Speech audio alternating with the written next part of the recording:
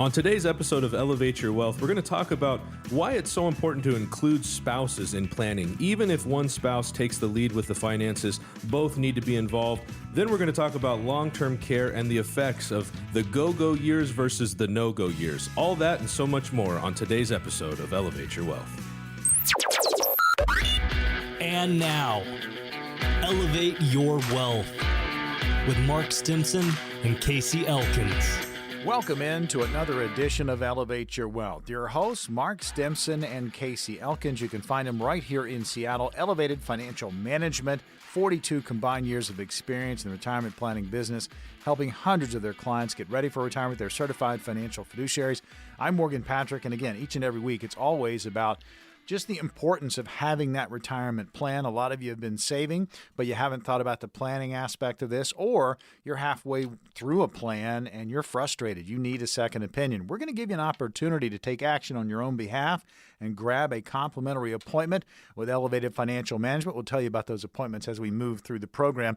Guys, we get into all different types of articles, things that have really caught your eye when it comes to retirement planning, things that are going to impact people as they move towards retirement. But before we dive in, how was your week? Hey, it's been good, Morgan. We've had just such a nice summer. Baseball season's beginning to wind down. Loving the Mariners. We got the Seahawks playing football, so it's a good time to be a sports fan in the Seattle area. And again, I want to give a plug to a new restaurant that opened up in Federal Way, G. So if anybody's listening in the South End, got a great sushi restaurant that I visited twice. Again, this past weekend, that's how much I'm loving this place. So they're beginning to get a big chunk of my retirement money. I'm going to fund his restaurant and future restaurants because I'm going to eat there all the time. Sounds tasty. Casey, what about you? Well, I haven't been invited to said sushi restaurant, so I'm feeling a little dejected over here. But other than that, maybe you have to be related. Oh, wait, you are. Here it is. Maybe that's why I haven't been invited, right? No. Things are going good. Yeah, no, it's been good. Like Mark said, summer's come to a close, right? So we're all preparing ourselves for the weather that's coming our way. But depression. Lots of exciting things going on in the area, which is cool. And lots of great stuff around the office. And it's always exciting. At the office here, we get to meet new folks, and we get to play a small part in somebody's retirement life, and that's really satisfying and rewarding for us. And we love to be included in somebody's story, and so We've had some really cool ones recently, and maybe we'll share a couple of those today. But things are going well. Well, I think it's neat what you guys do, because everybody that comes in has a different scenario, a different puzzle to put together. And part of the adventure is doing that very thing and doing it with your clients. And as we talk about it on the radio, potential clients that come in and get to know Elevated Financial Management. We'll tell you about how you can grab a complimentary appointment here in just a little bit. But one of the cool things that we do on this program is, we keep our finger on the pulse of what's going on when it comes to retirement planning. And you guys found an article. And I tell you, this really puts a spotlight on what we talk about quite often, and that's including your spouse in your planning. But I guess where you found the article, it obviously jumped out at you, but we had a pretty somber anniversary recently, and it's tied to that. Yeah, and it's funny we're talking about this, but all of us are very familiar with what happened in, a 911 and the trade centers coming down, and it just brings to mind the importance of involving our spouses. And I just want to lead by saying sometimes it might be the husband, let's say, that is the main financial person in the family, right? And he doesn't leave the wife out for, specific reasons necessarily, but maybe she's off doing her own thing, or she just doesn't understand finances. But boy, some of the stories that I could tell over the years of what's happened when clients do this, and we all need to be cognizant of this, because if the main person that handles finances does unexpectedly pass away, it can thrust the other spouse into a situation where they can get very anxious about things. They don't know what to do. They don't know where a lot of the assets are. How sad is that if we've got money maybe in a bank that we never, my wife or the husband never knew about, right? And yet maybe that's a main account that people are using for income or just for purchases, whatever it might be. And so, again, we're going to talk about this today because it really matters. And we highly recommend, if at all possible, that both spouses come in when there is two in a family, because we don't want to leave anyone out, even if they feel like they don't understand this stuff. We'd like to begin to educate them a little bit so that they do know what to, do if this happens, right, Casey? We've had this happen before. Yeah, and a lot of times it's just that one spouse is maybe not interested, right? I mean, Right. That's really what it is, right? It's not typically a level of misunderstanding by somebody or something. Maybe one spouse is better at finances than the other, but Yeah. ultimately the other spouse just isn't interested, right? And so, it sometimes can be hard to actually get them to come in just because they don't. It's like, again, they're not interested, right? They don't really want to talk about it. But it is so important for both spouses to be involved. Even if it just for the one spouse, even if it's just letting them know where the accounts are at, how they're structured, what they do, in the event that something did happen, what does that process look like?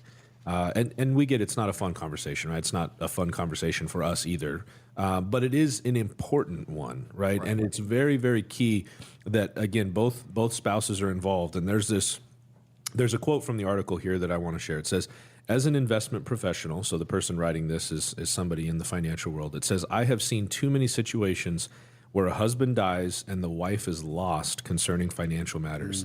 It's heartbreaking, in part because it could have easily been prevented had the husband taken the time and steps to involve his wife. And that goes both ways. It makes me think of somebody that we're working with right now, and the wife is a very sharp person.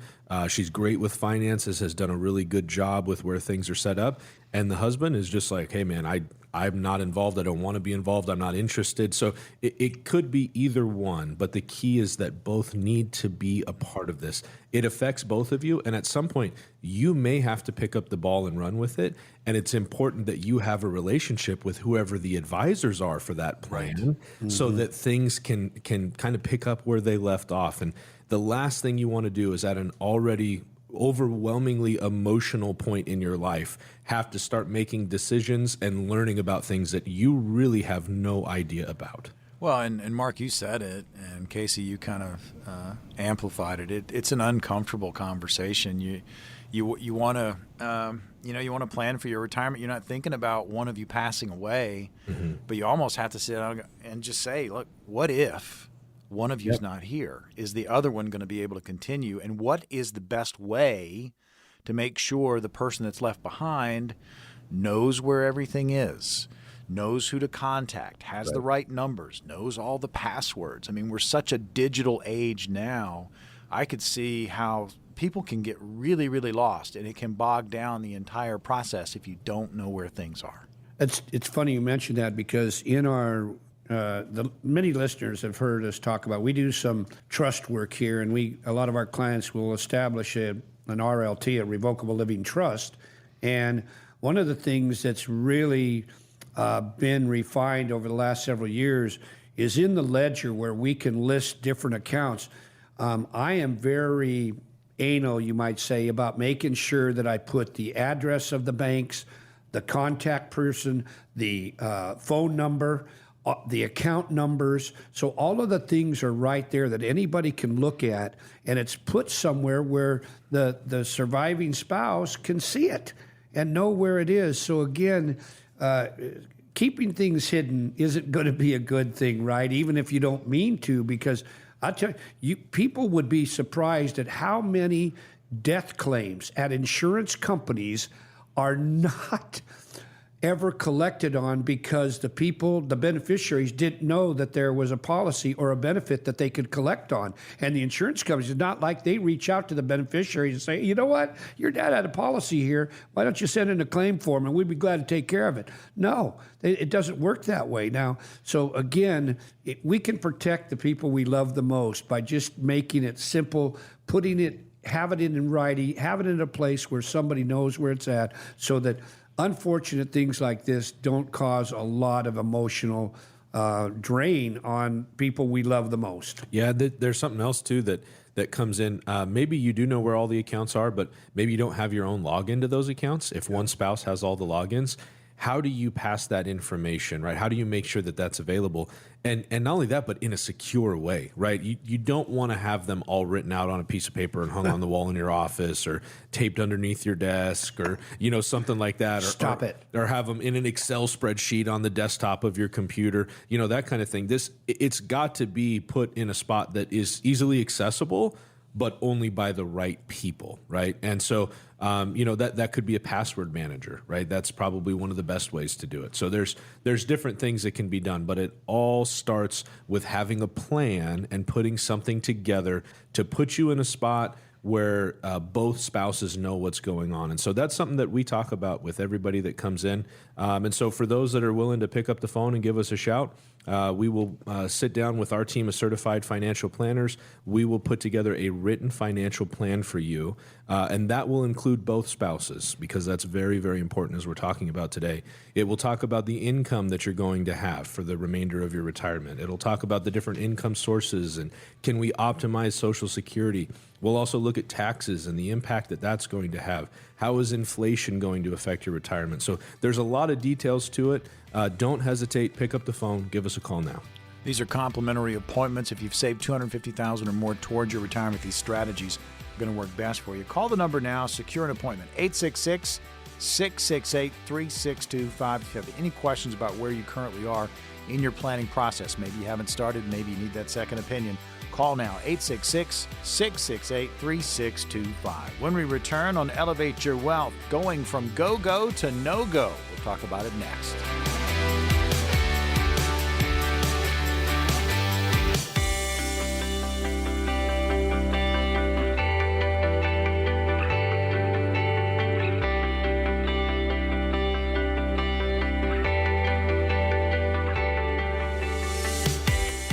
We are back on Elevate Your Wealth, hosted by Mark Stimpson and Casey Elkins, Elevated Financial Management, where you can find them right here in Seattle.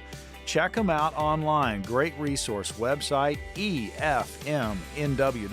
All letters, efmnw.com. That's the main website, but they've also got taxbillseattle.com.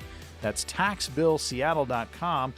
Casey, I'll have you just kind of jump on real quickly before we get into our next article, go-go to no-go. But taxbillseattle.com, you guys felt like you really needed this for the people of Seattle.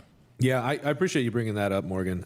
Tax Bill Seattle, gosh, it's such an important piece to the puzzle. And the reality is if you have an investment account, if you have a plan, let's say for retirement, if it's not factoring in what you're going to be paying in taxes and what can be done to lessen those taxes, I would argue that you really don't have a plan. You might have a general outline, but we need to understand what those taxes are going to be. And not only that, the key here is that we have got to take our investments and turn them into income. That is what has to be done. So you might be thinking, I can kick the can down the road. It's a deferred account. I'm not going to deal with those taxes. You have got to start taking money out of that to live your retirement. And let's say that you don't. Let's say you got a great pension, Social Security. Ultimately, when you reach required minimum distribution age, RMD age, you're going to have to start taking money out of those accounts whether you want to or not. So taxes are part of this. Income is part of this. And we need to understand how those taxes are going to affect our retirement and what can be done to lessen them. We are in a tax window that we're likely never going to see again. It very well may be the best tax window of our lives. And so we have got to take the opportunity and do something about it. Taxbillseattle.com will help you understand the taxable implications of your accounts and give you an opportunity to see what could be done if you made some changes. So please use that tool. It's very, very beneficial.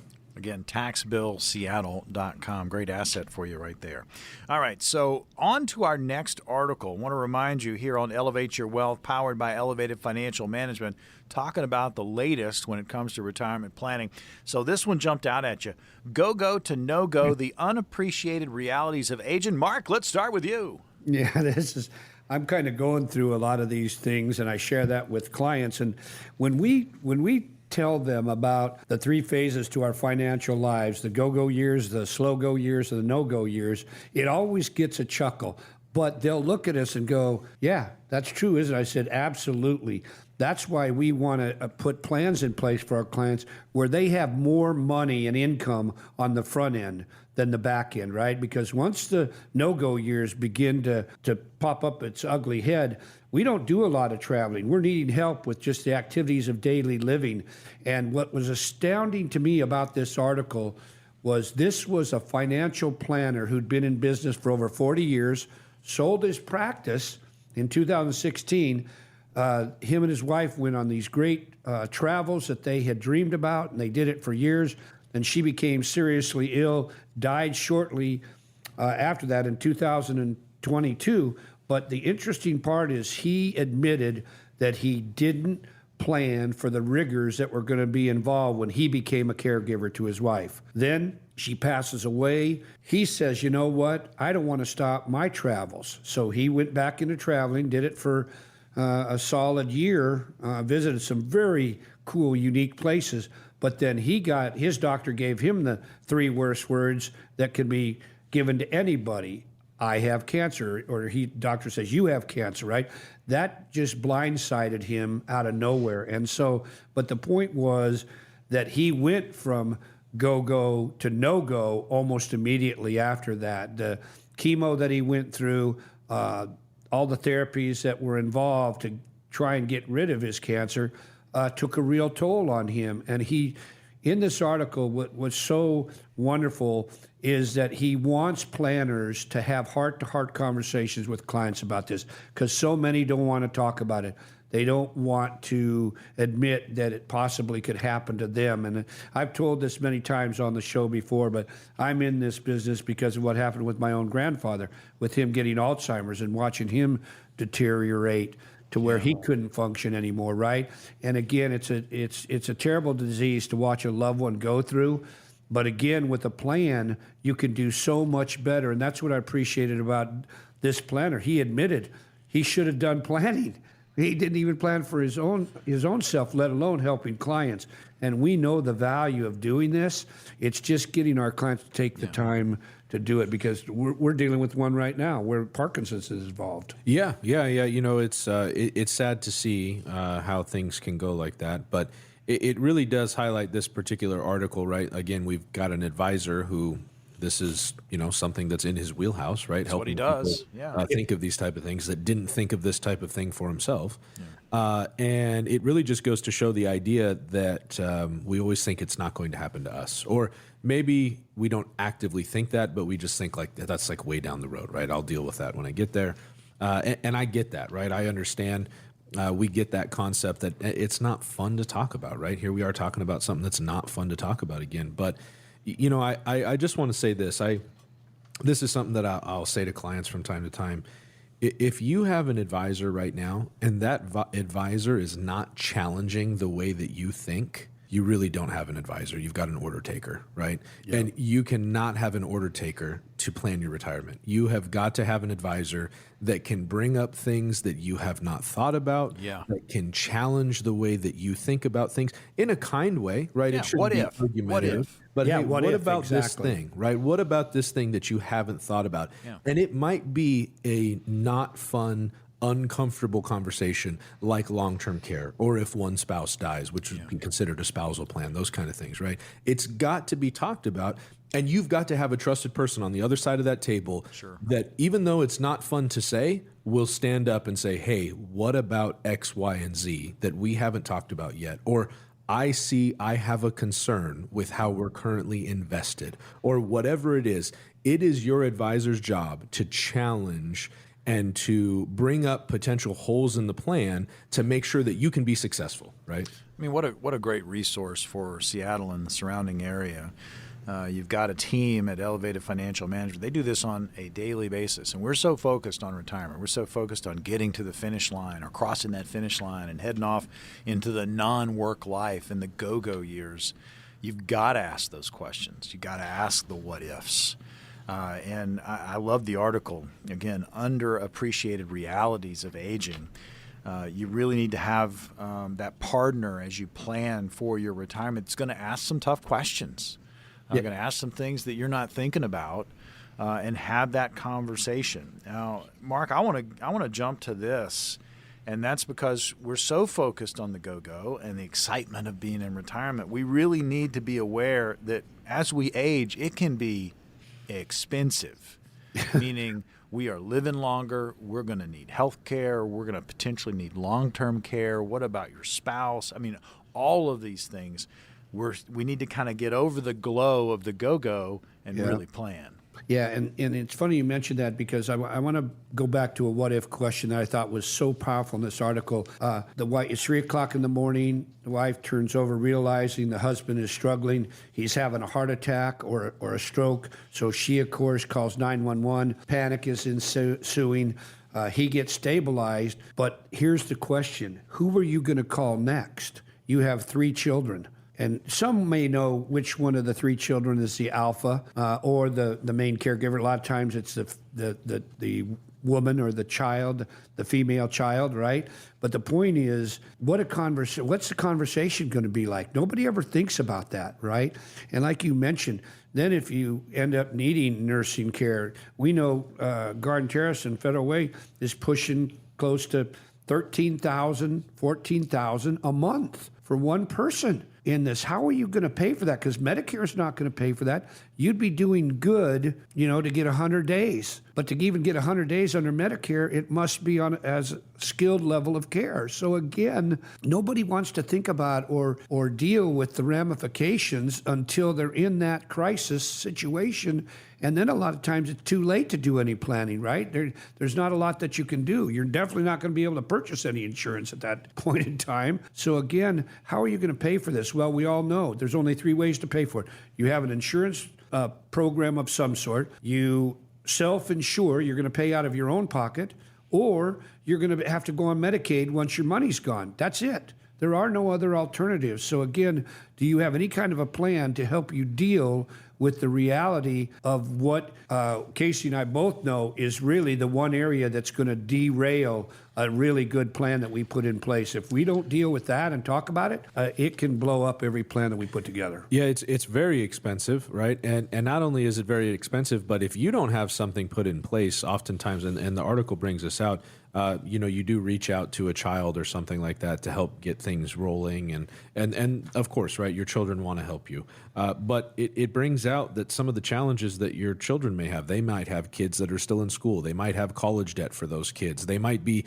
helping those kids, pay their own bills because of stagnant wages and things like that. And so we have to do our part to have a plan and solidify what that future looks like. So, Mark, we've got opportunities to get in the office. Walk us through these appointments. Yeah, so please pick up the phone. If you save at least $250,000 or more, retiring from Boeing maybe, you've heard us talk about what can happen to us health-wise, money-wise. What about your income? Is it set? Do you know where it's going to come from for a lifetime of retirement, which could be 20, 30 years? Please pick up the phone, give us a call. Call us today, and let's just have a conversation. And please realize you're going to keep your checkbook at home. Here's the phone number, 866-668-3625. That's 866-668-3625. Call that number now. These are complimentary. 866-668-3625. When we return on Elevate Your Wealth, the disease your clients can't afford to ignore. Stay tuned. This is the latest article. We'll talk about it next.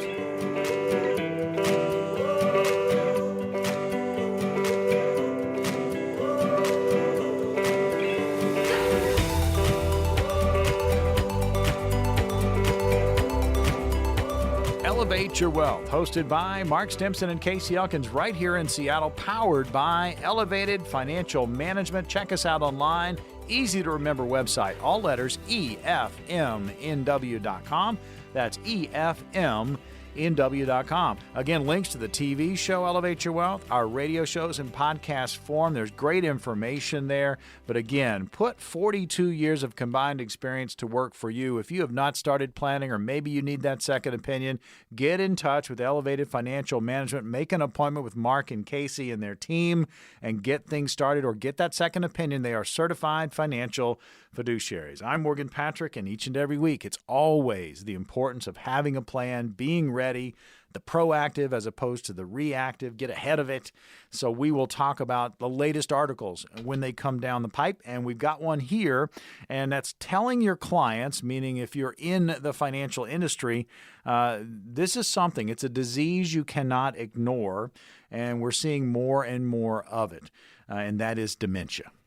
Yeah, this is something is near and dear to me. I've dealt with it with my own family, but we've also got clients that are kind of dealing with this right now as well, and always will be.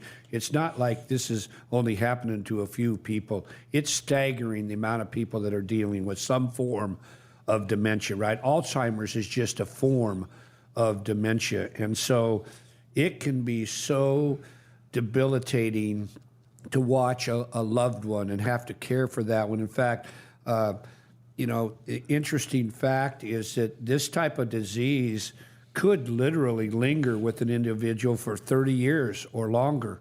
And that's why it's kind of been called, referred to as the long goodbye, right? When you think about saying goodbye to somebody that you love over, even if it was only 10 years, that's a long time. But think about that 20 or 30 years, how devastating that's going to be to those that we love, those that are having to deal with it, but especially the caregivers. And I want to send a big kudos out to everyone out that's listening, that's caring for a loved one that's dealing with this disease, because we actually, not too long ago, had a client where they had to remove the father from the nursing facility that he was in, had to take him back home because he had gotten violent. And because of that, he was pushing other people in the facility down, and it gets dangerous where somebody like that could end up killing somebody, even accidentally. So we don't really think about that happening, right? But if you don't, it can be so hard, and it can create problems to where you may have trouble even finding a facility that would take an individual like this. So it's something that we want to talk with our clients about and be willing to have heart-to-hearts, because this problem is not going away. It's getting bigger. And so do we have a plan, and do we have someone that knows about this that can help us deal with the emotional trauma that this type of disease brings on? Yeah, it says in this article that nearly 7 million people in the United States are impacted by dementia. So, I mean, this is, and it's probably a growing issue, right? Yeah, I mean, it's becoming more and more. Mm-hmm. And the impact that it has is not just seeing a parent age or seeing a family member decline.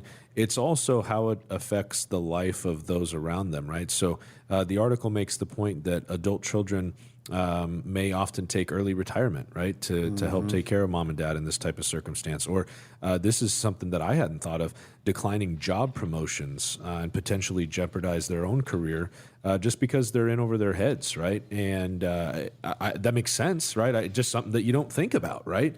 And this is a big issue, and so it's something I really appreciated that the article mentions this. It says families often ignore the warning signs of dementia, including memory impairment, and it goes on to list a few things. And so, not that you should always be suspicious of somebody, right, that they're getting dementia, right, but it is important to keep an eye, because if you catch that early, maybe you can help somehow and make that process smoother. But it takes planning. It takes planning to put something into play to make sure that this doesn't have to make sure that we can minimize the negative impact it has on those around us, right? And make sure that we're taken care of, and ultimately don't become more of a burden on our loved ones than maybe we have to be. The interesting thing, you just mentioned this, Casey, it says too often families take symptoms seriously only after the degree, the disease has progressed significantly several years after they begin to see signs. And that's what we don't want to do. That's what we would like to make sure those that are listening, when these signs begin to show up, be willing to get some help. There is all kinds of resources out there that'll help those that are dealing with any form of dementia to begin to put a plan in place. Like you said, that can make all the difference in the world to have a successful retirement for that individual that is beginning to deal with any form of dementia that can be so debilitating over a long period of time. And it's a double-edged sword, right? I mean, that's such a challenge because you don't want to look at that person and think, oh, they have dementia, right? It's like you want to think, oh, they forgot. Yeah. You know, like I forget stuff. They forgot something, right? That you don't want to think those things. And not only that, but you're probably frightened to some extent of bringing that up with them, and maybe you are wrong and how that goes, right? That might not be a great conversation. So, you know, there's a lot of details to this, and it, you know, we're talking about it on a financial show, but ultimately there's a lot of emotional attachment to what we're talking about, and a lot of complications that go beyond financial planning, but still something important to address. I mean, so important, and you guys are bringing up a great point. You're being proactive in your planning. We talked about already today about making sure your spouse is involved with the planning aspect, just so they're aware of where things are. But it's also very important to be proactive when it comes to long-term care, a what-if scenario. If dementia comes up, how are you going to handle it? And as you were kind of alluding to there, Casey, you know, maybe you go to that doctor's appointment, the next one you go together, and you really, maybe you get in touch with your doctor and they bring in people to talk about the possibility of something going on. And so it's not you telling your spouse, it's an expert saying, you know what, we've got something we really want to keep an eye on, but you really need to be planning for this well out. I mean, it would be a fantastic what if you don't have to deal with it, but if you do, you're ready for it. Yeah, because one of the things that we've got to be sure that we do with our mom or our father in this regard is we've got to help them to stay as active as possible. We don't want them to, you know, stay at home by themselves. It just progresses that much faster if that begins to happen. But what I love on this article was talking about, what if you are the child and you live a long way away from that parent that becomes ill? How are you going to deal with that? If all of a sudden you're thrust in a situation where you've got to go and become a primary caregiver, but maybe you live in Florida, but they're up here in Seattle, right? See, we don't ever think about that, right? But again, we want our family to begin to have these conversations because the reality is none of us are going to get any younger. And do we have a plan to deal with what can be a very traumatic almost crippling situation if you don't begin to have conversations way ahead of time. You know, and it could be easy to think that you could be a caregiver Very good point. for your Very parent, good right? point. Yep. It's easy to think that, and you know what? To some extent, you might be right, but for That's how your long? natural reaction, right? Yeah, It's your yeah. family member. Of course, you want to right? take And- care of them. Yeah, you want to take care, and that's a very loving thing. But number one, are you actually qualified to do so? Right? Most people would have to say no to that. But maybe you've got an innate ability to care for folks, and that's great. But what about when that person becomes a safety concern? That person is a flight risk, or that person is, as Mark mentioned, pushing other people, or being physical, that kind of thing. Are you prepared to do what needs to be done to make sure mom and dad don't get hurt or don't hurt somebody else, right? And I think most people would have to say no in that circumstance. And then not only that, but of course the medical help of it, of medications and things of that nature, right? And then just the burnout that you would experience caring for somebody. I mean, you think of a company that comes in and does home care or something along those lines. One, wildly expensive, but it's not one person that's there all day. It's multiple people. It's probably 3 shifts of different people, right? And so if you're thinking that you're going to do it all day by yourself, somebody who's not trained and who doesn't have the professional experience, that's likely, it's very unlikely that is how it's going to take place. And so, again, it comes down to planning. It comes down to having that conversation and figuring out what can be done to help have a positive impact on the future. Something that's critical is just making sure that our mom and dad have all the estate planning documents. In fact, Casey might notice this, but I redid or had my mom's durable powers of attorney redone this past weekend. Got those done. I made copies for her this morning. Now, she had documents in place, but they were 15 years old. We redid everything, and on the medical powers of attorney as well. So again, just because you did one 20 or 25 years ago doesn't mean you shouldn't update that. We don't think about that, right? And sometimes if we don't have those documents in place, you could end up spending thousands of dollars in emergency guardianship or conservatorship because you didn't take care of business when you had that opportunity. So please don't do that to your parents. Make sure that they have their documents all in a row and done and notarized and up to date so that no one will question those documents when you need them the most. Mm-hmm. Or don't do that to your kids too, right? I mean, make sure that you've got them in place for yourself, not just for mom and dad. Make sure you've got them for yourself. I mean, that's part of a plan. And I think, just to kind of summarize this, the key here really is to make sure that your plan is all encompassing. And all too often, we see other advisors' plans, and it only talks about the finance of it. And Social Security, like, okay, Social Security is X amount, and you can take this much safely from your retirement accounts, and you have a 94% success rate if you live to age 96. Okay, well, that's great. What am I going to do for long-term care? Where are my DPAs? How are those structured? How do I make sure that if something happens to me, my kids know what to do, my spouse knows what to do?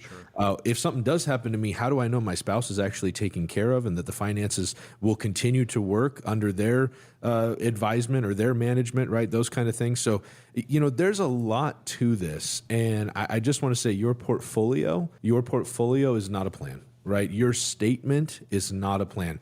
Even if at the bottom it says, you can take out $3,600 a month and you'll have X percentage of success in retirement, that is still not a plan. That is a wonderful metric that they like to put on statements to make you feel like it's a plan, but it isn't. And it's key to make sure that you have something in writing put together by the right team to make sure that you can be successful in retirement despite what happens. So that's why for those listening to the show, we've got an opportunity for you to get a written financial plan put together by our team of certified financial planners. It will be based on you and your spouse. It will talk about income. It'll talk about long-term care, taxes, inflation, all the things that we talk about day in and day out on this show to make sure that you can be successful in your retirement despite what happens. Don't hesitate. Pick up the phone. Give us a call. It's about peace of mind. Call this number, 866-668-3625. These are complimentary appointments. If you've saved $250,000 or more towards your retirement, these strategies are going to work best for you. Call the number, 866-668-3625. When we return on Elevate Your Wealth, it's time for retirement scenarios. I'll throw them at the fellas. We'll see what they come up with.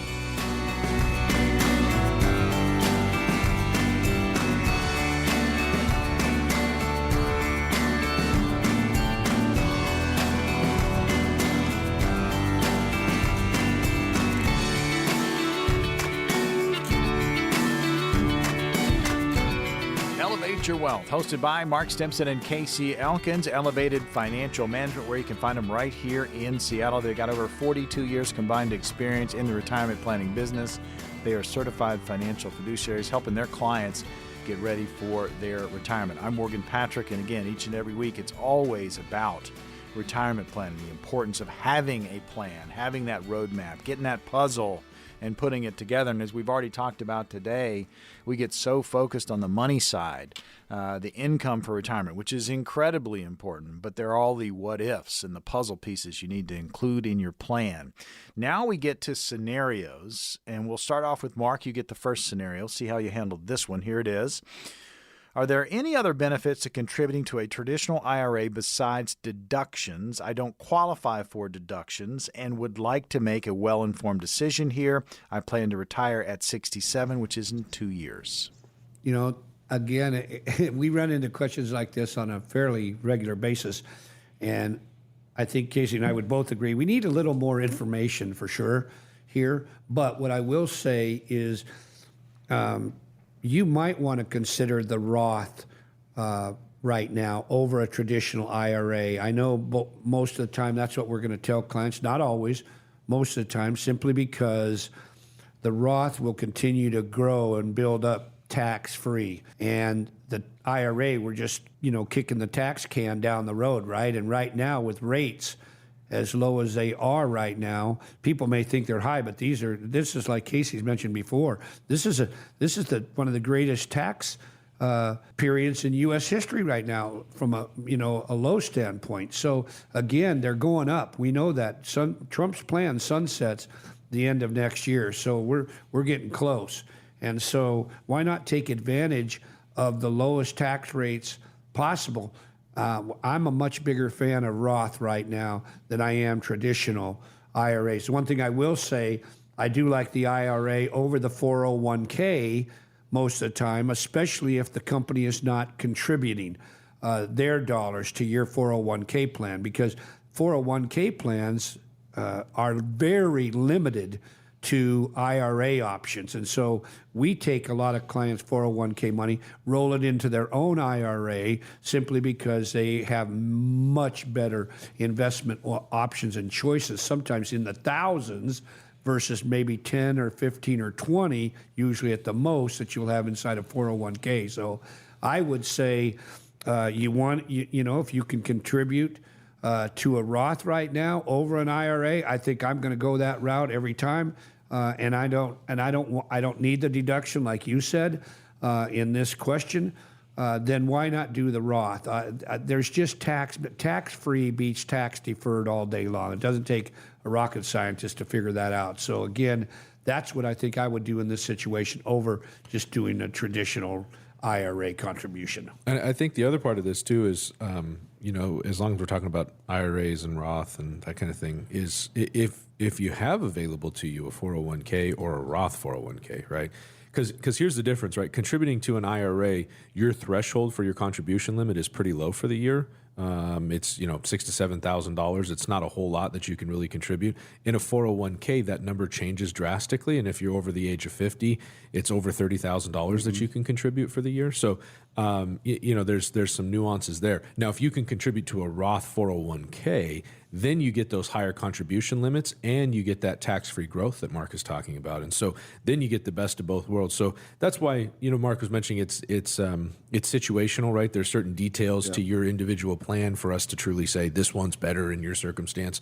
But speaking in generalities, the IRA does have many more investment choices. You have more control in that regard, but it is limited on how much you can put in, more so than a 401k would be. So it's important to kind of figure out what your circumstance allows and then determine which one is the best one for you. Yeah, have that conversation, explore your options. We are going over retirement scenarios and seeing how the gentleman would handle them. Casey, you're up next. Here it is.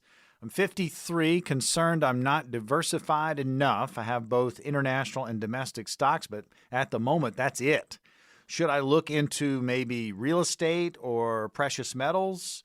Again, need some answers. That's it's not something that we don't hear often. And same kind of thing, actually, as to kind of what our answer was to some extent on the last question, where we need some more details about you specifically. As far as just being invested in international and domestic stocks, it sounds like you're all stock weighted, right? So all equities. At age 53, if you're planning on retiring in your early 60s, you're right in the retirement red zone, almost in the retirement red zone, 10 years before retirement or so. And that really puts you in a spot where if we have a big market correction in the next couple of years, that's going to affect the rest of your life. That's going to have a negative impact on what your retirement looks like. And so being 100% invested in stocks at this age is something that I might think twice about. And if somebody came into our office with that type of setup, we'd definitely have a conversation about it and determine what type of stocks you're in. Are those the right ones? And what can we do to diversify? Because I think it said, that this person was maybe worried about diversification. And I would say you have ample reason to be worried about your diversification, because it sounds like you really don't have much. International versus domestic stocks, they do not operate as differently as they once did, right? They used to be more decorrelated. Now they actually move similarly, not all the time, but they do move similarly. And so it's important to have that diversification. Is real estate and precious metals the best way to diversify? An argument maybe could be made either way, right?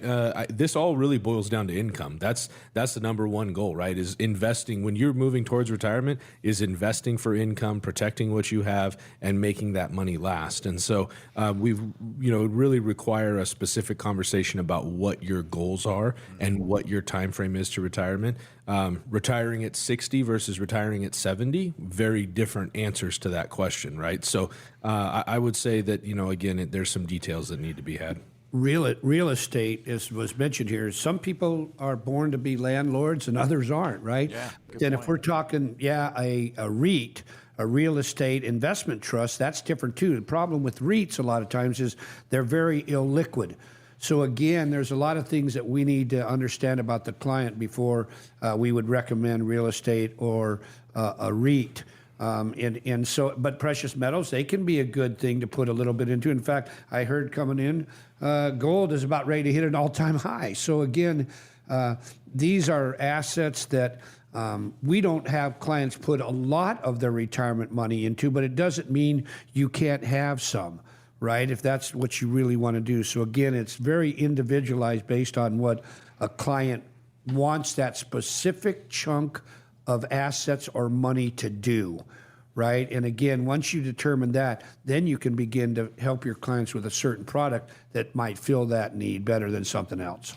2 scenarios down. We'll try to get to our final 2. Want to remind you, if you've got a situation you're dealing with when you think about retirement, maybe you haven't started planning, maybe you feel like you need that second opinion, you can grab an appointment with Elevated Financial Management at any time during this show, and they are complimentary. Here's the phone number, 866-668-3625. That's 866-668-3625. If you've saved $250,000 or more towards your retirement, these strategies are going to work best for you. Call the number, secure an appointment, 866-668-3625. All right, Mark, you get the next one. Here it is. What should I do with RMD funds, again, required minimum distributions, after paying taxes if there's currently no need for those funds and I want them to grow with limited risk? Yeah, so that's a really good question, Morgan. I love the fact that you've got an RMD that you can use for whatever you want. One of the things that I would suggest is maybe thinking about using that to, if it's going to be money that's going to be passed to your children, I want you to look into life insurance if you're still healthy enough, because it's a powerful tool that creates a tax-free benefit where we could take $1, let's say your RMD is $1, but if you could create $4 tax-free to your children, what a powerful tool that is. Not enough people are using that to pass money on to the next generation. So using an RMD, or you could reinvest it. There's a lot of different things. So again, I would need more information based on your specific situation before I can tell you exactly what to do. But I would tell you, if it's going to be, if you have children, life insurance is a wonderful tool to look into. I think it's important too. This will be where we might challenge your thinking a little bit. So if you have an RMD and you don't need the income, and you don't want to take advantage of what Mark just said, right? Maybe we don't have children or something along those lines, right? So that's not a concern. Then why the need to be very conservative with those dollars, right? If we don't need it for income and it's just there for future growth, then let's invest it with the intent of future growth, right? If our income is taken care of and we're not in a spot where we're going to need this money in the short term, this is a longer term money, or maybe we just want to grow it and that's what we're going to use it as an inheritance, then that's a longer time frame, and let's invest with intent for that longer time frame. And so again, that's where that individual conversation becomes so important, to figure out what you truly need and working with the right team to help you figure that out.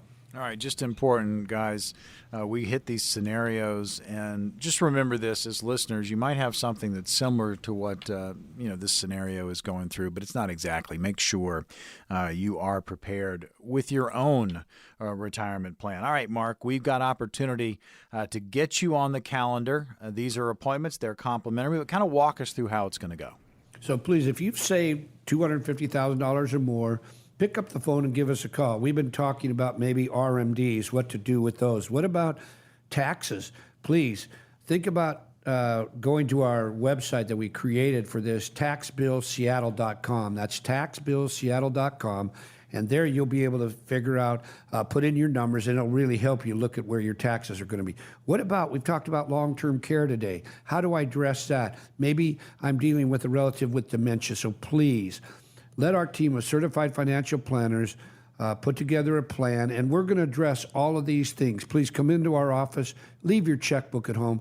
Let's just have a conversation, but we want to help you put together a plan that's going to make your retirement what you've always dreamed and hoped it would be. So please, just give us a call. Come and see us. All right, first step to being proactive is call the number 866-668-3625. Get started on your planning process today, or get that second opinion. Again, 866-668-3625. That'll get you in touch with Elevated Financial Management, the power behind Elevate Your Wealth. Another edition is in the books. For Mark and Casey, I'm Morgan. We'll see you on the radio next week.